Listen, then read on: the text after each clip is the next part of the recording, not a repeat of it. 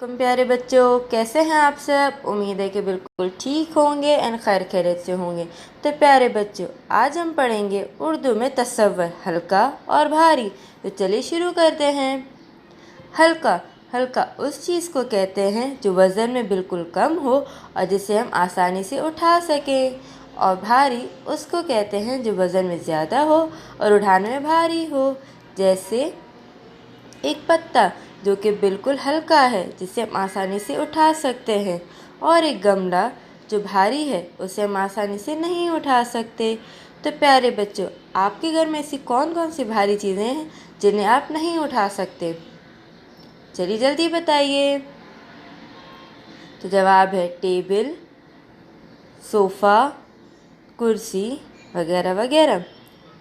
ये सब भारी हैं, इन्हें हम नहीं उठा सकते। चलिए दूसरी तस्वीर देखते हैं। ये हैं बिल्ली और हाथी। आप बताएं कि इनमें से हल्की चीज़ कौन सी है, हाथी या फिर बिल्ली? जल्दी बताइए। तो जवाब है बिल्ली, क्योंकि बिल्ली वज़न में हल्की है हाथी के मुकाबले में।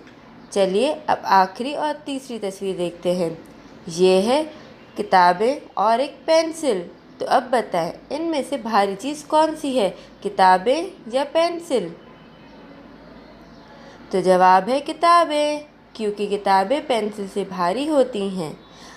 अब आप लोग अपने घर में हल्की और भारी चीज़ें ढूंढें, देखें और फिर बताएं।